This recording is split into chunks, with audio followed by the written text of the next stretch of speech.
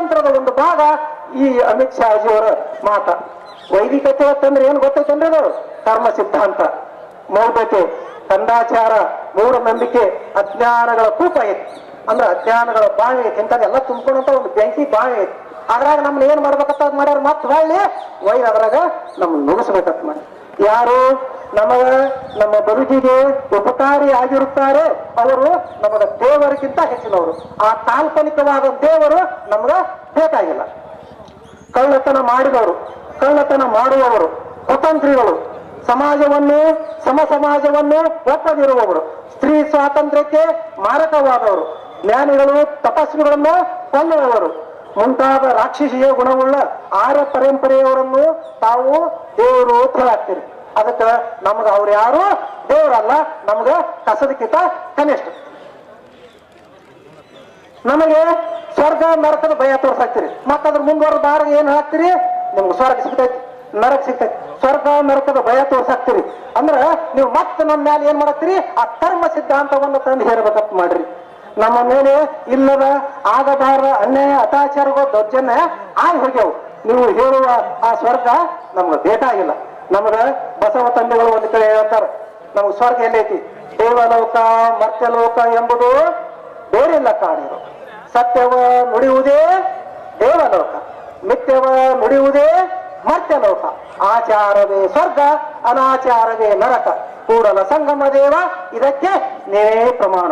ಕಾರಣ ನಾವೆಲ್ಲ ಎಂತ ಸಿದ್ಧಾಂತದ ಮೇಲೆ ನಂಬಿಕೆ ಇಟ್ಟವ್ರು ಅಂದ್ರ ನಡೆಯವರು ನಡೆದಂತೆ ನುಡಿಯವರು, ನುಡಿದಂತೆ ನಡೆಯವರು. ಈ ಸಿದ್ಧಾಂತದ ಮೇಲೆ ನಾವು ನಂಬಿಕೆಯನ್ನಿಟ್ಟು ಈ ಇಡೀ ನಮ್ಮ ರಾಜ್ಯವನ್ನ ದೇಶವನ್ನಲ್ಲ, ಇಡೀ ಈ ಭೂಮಂಡಲವನ್ನೇ ಸ್ವರ್ಗವಾಗಿಸಬೇಕು, ಈ ಭೂಮಂಡಲವನ್ನೇ ಶಾಂತವಾಗಿ ಬದುಕುವಂತೆ ಮಾಡ್ಬೇಕಂತ ಆ ದಿಕ್ಕಿನೊಳಗೆ ಹೆಜ್ಜೆ ಇಡಂತವ್ರು ನಾವದೇವು. ತಮ್ಮ ಕಾಲ್ಪನಿಕ ಸ್ವರ್ಗಕ್ಕಿಂತ ಶ್ರೇಷ್ಠವಾದ ಜೀವನ ನಮ್ಗ ಬುದ್ಧ, ಬಸವ, ಅಂಬೇಡ್ಕರ್ ತಂದೆಗಳ ಸಿದ್ಧಾಂತಗಳಲ್ಲಿ ಪ್ರಾಪ್ತ ಆಗೈತಿ. ನಮಗೆ ದಿಕ್ಕು ತಪ್ಪಿಸ್ಬೇಡ್ರಿ, ಮತ್ ನಮಗೆ ಹಿಂಗಂತ ದಿಕ್ಕು ತಪ್ಪಿಸ್ಬೇಡ್ರಿ. ಎಲ್ಲ ನನ್ನ ಬಂಧುಗಳು ಈ ಕಾಲ್ಪನಿಕ ದೇವರುಗಳು ಎಂಬಂತ ಈ ವರ ಶಾಪಗಳಿಂದ ಹಿಂದೆ ಬರ್ಬೇಕಾಗೈತಿ. ನೀವೆಲ್ಲರೂ ಹಿಂದೆ ಸರಿಬೇಕಾಗಿತ್ತು. ನಾನು ನಮ್ಮ ಮಠಕ್ಕೆ ಬಂದಿದ್ರು, 2 ವರ್ಷದಿಂದ ಬಂದಿದ್ರು. ಒಂದ್ 15 ಹುಡುಗರು ಕೂಡಿ ಬಂದ್ರು. ಬಂದು ಏನ್ ಹೇಳಿದ್ರು, ಅಪ್ಪಾರೆ ಇದು ಪಟ್ಟಿ ಕೊಡ್ರಿ, ಪಟ್ಟಿ ಕೊಡ್ರಿ. ಎದಕ್ಕಪ್ಪ, ಏನ್ ಪಟ್ಟಿ? ಇಲ್ಲ ನಾವು ಹಿಂಗ ಗಣಪತಿ ಕುಂದ್ರಿಸೇವು. ಮತ್ತೆ ಅಲ್ವೋ ನಮ್ಮ ಓಣೆ ಯಾಕೋ ಗಣಪತಿ ಜನ ನಮ್ಮ ಓಣೆ ಯಾಕೆ ಕುಂದ್ರಸಾಕತ್ತೀರಿ? ಇಲ್ರಿ ಅಲ್ವೋ ಹಿಂದಕ್ಕೆ ಯಾರು ಕುಂದ್ರಿಸಿಲ್ಲ, ನಮ್ಮವ್ರು ತಿಳುವಳಿಕೆ ಬಂದಿರಿ, ನೀವ್ ಯಾಕೆ ಕುಂದ್ರಸಾಕ್ತಿರಿ? ಹೋಗಿ ಎಲ್ಲ ಸಾಲಿ ಕಲ್ತು ಹೋದೆ ನಾನು ಇಲ್ರಿ ಅದೆಲ್ಲ ಹೋಲ್ರಿ, ನಮ್ ಹೊಟ್ಟೆ ಪಟ್ಟಿ ಕೊಡ್ತೀನಿ. ನೀವು ನಾನು ನನ್ನಂತಕ್ಕೆ ಏನಿರ್ತೈತಿ ಎಲ್ಲ ನೀವು ಸಮಾಜ ಕೊಟ್ಟಿದ್ದ ನಂತ ಇರ್ತದೆ, ಹೊಳ್ ನಿಮಗ್ ಕೊಡ್ತೀನಿ. ಅಲ್ಯಾಕೆ ಕುಂದ್ರಿಸಿರಿಪ್ಪ? ಮತ್ತೆ ಏನ್ ಮಾಡ್ಬೇಕಾಯ್ತು? ಅಲ್ಲಿ ಏನ್ ಮಾಡ್ರಿ, ಅಂಬೇಡ್ಕರ್ ತಂದೆಗಳ ಒಂದು ಪುತ್ಥಳಿಯನ್ನು ಕುಂದರ್ಸ್ರಿ. ಪುತ್ಥಳಿಯನ್ನು ಕುಂದರ್ಸಿ ನೀವ್ ಏನ್ ಮಾಡ್ರಿ, 1 ತಿಂಗಳವರೆಗೂ ಪ್ರತಿ ಒಬ್ಬರಿಗೆ ನೇಮಿಸ್ರಿ. ಆ ಪ್ರವಚನ ಪುರಾಣ ತರ ಹೇಳಂಗ ಅಂಬೇಡ್ಕರ್ ತಂದೆಗಳ ಪೂರ್ಣ ಇತಿಹಾಸ ಜೀವನ ಹೇಳ್ಬೇಕು ನಮ್ಗ. ಇಲ್ಲ ಅಂದ್ರ ಪ್ರತಿ ದಿವಸ ಒಬ್ಬೊಬ್ಬರನ್ನ ಆಮಂತ್ರಣ ಮಾಡಿ ಅವ್ರು ಹೇಳ್ರಿ. ಒಬ್ಬರಿಗೆ ಬಾಲ್ಯ, ಅವ್ರಿಗೆ ಶಿಕ್ಷಣ, ಅವ್ರ ಯೌವನ, ವೈವಾಹಿಕ, ಸಂವಿಧಾನ ರಚನೆ, ಆಮೇಲೆ ಅವರ ನಿರ್ವಾಣ, ಧರ್ಮಾಂತರಣ, ಏನ್ ಅವ್ರ ಜೀವನ ಮಾರ್ಗ ಪ್ರತಿ ದಿವಸ ಒಬ್ಬೊಬ್ಬರಿಗೊಂದು ವಿಷಯ ಕೊಡ್ರಿ. ಇಂಥದ್ದು ಮಾಡ್ರು. ಇದನ್ನ ಬಿಟ್ಟು ಮತ್ತೆ ಯಾಕೆ ಅದ್ರ ಕುಂದ್ರಸಾಕ್ತಿರೋ? ಅದ್ರ ಕುಂದ್ರಿಸಿದ್ರೆ ನಾವ್ ಏನ್ ಹಾಕ್ತೇವು? ಮತ್ ನಾವು ಶುದ್ಧ ಹಾಕ್ತೇವು, ನಾವ್ ಮತ್ತೆ ಅಸ್ಪೃಶ್ಯರು ಹಾಕ್ತೇವೆ ಅಂತ ಹೇಳಿದ್ರು ಕೇಳಿಲ್ಲ. ಹುಡುಗರು ಬಹಳ ಒತ್ತಾಯ ಮಾಡಿದ್ರು. ಇಲ್ರಿ ದಾಸೋಹ ಮಾಡ್ತೀವಿ ಅಂದ್ರು, ಆದ್ರೂ ಒತ್ತಾಯ ಮಾಡಿ ಕೊಟ್ಟೆ. ಅದಕ್ಕೆ ನಾ ಈ ಮಾತನ್ನ ಬಹಳ ಪ್ರಜ್ಞಾಪೂರ್ವಕವಾಗಿ ಹೇಳಾಕ್ತೀನಿ. ನೀವೆಲ್ಲ ಏನಾಗಕತ್ತೀರಿ ಗೊತ್ತೈತೇನ? ನಾವೆಲ್ಲ ಶುದ್ಧರು ಏನೋ ವಿದ್ಯಾಭ್ಯಾಸ ಕಲ್ತವ್ರು ಏನಾಗ್ತೇವ್, ನೌಕರಿ ಮಾಡಕತ್ತವ್ರು ಎತ್ತರಕ್ಕೆ ಹೋದವ್ರು ಏನಾಗತ್ತೇವ್ ಅಂದ್ರ ನಾವ್ ಬ್ರಾಹ್ಮಣರಿಗಿಂತ ಬ್ರಾಹ್ಮಣರಾಗ್ತೇವೆ, ಆ ವೈದಿಕರಿಗಿಂತ ವೈದಿಕರಾಗ್ತೇವೆ. ಅದಕ್ಕೆ ಅಂತದ್ ಯಾವುದು ಮಾಡಬಾರ್ದು. ನಮ್ಗೆ ಬದುಕನ್ನು ಕೊಟ್ಟಂತ ಅಂಬೇಡ್ಕರ್ ತಂದೆಗಳ ಜೀವನ ಸಿದ್ಧಾಂತ ಅದನ್ನ ನಾವು ಮುಂದುವರ್ಸ್ಕೊಂಡು ಹೋಗ್ಬೇಕು. ಮತ್ತೆ ಇನ್ನೊಂದು, ಈ ದೇಶದ ಆರ್ಥಿಕತೆಯಲ್ಲಿ ನಿನ್ನೆ ನಾನು ಕಣ್ಣೂರು ಮಠದ ಕಾರ್ಯಕ್ರಮದೊಳಗೆ ಭಾಗವಹಿಸಿದ್ದ. ಅಲ್ಲೊಬ್ರು ದೊಡ್ಡ ಜಗದ್ಗುರುಗಳು ಒಂದು ಮಾತು ಹೇಳಿದ್ರು. ಈ ಭಾರತದ ಆರ್ಥಿಕತೆಗೆ ಈ ದೇವಸ್ಥಾನಗಳ ಕೊಡುಗೆ ಎಷ್ಟೈತಿಪ್ಪ ಅಂತಂದ್ರ, ದೇವಸ್ಥಾನಗಳ ಕೊಡುಗೆ ಎಷ್ಟೈತಿ ಅಂದ್ರೆ 5 ಲಕ್ಷ ಕೋಟಿ ರೂಪಾಯಿ ಐತಿ.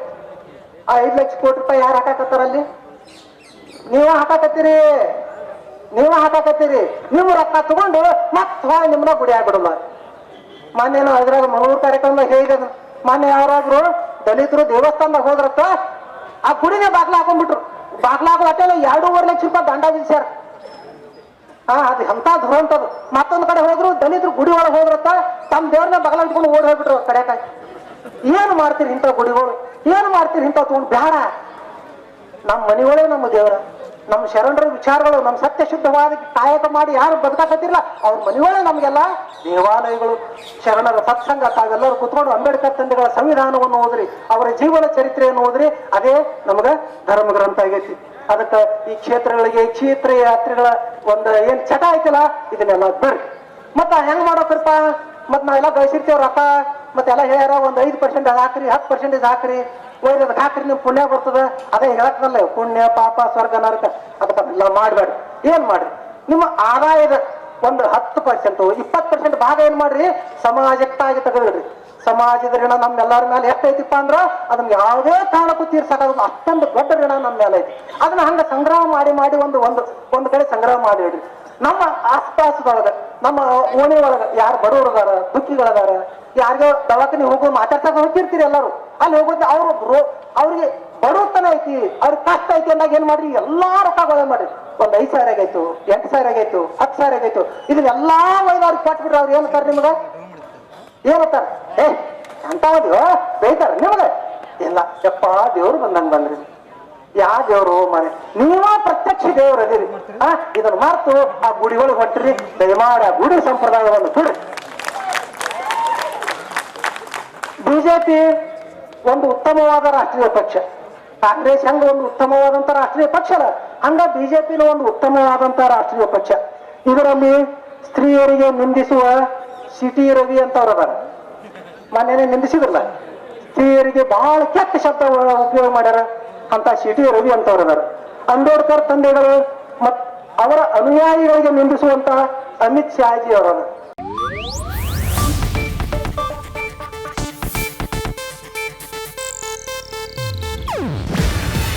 ಇದು ಏಷ್ಯಾನೆಟ್ ನ್ಯೂಸ್ ನೆಟ್ವರ್ಕ್ ಪ್ರಸ್ತುತಿ. ನೀವು ನೋಡ್ತಿದ್ದೀರಾ ಏಷ್ಯಾನೆಟ್ ಸುವರ್ಣ ನ್ಯೂಸ್.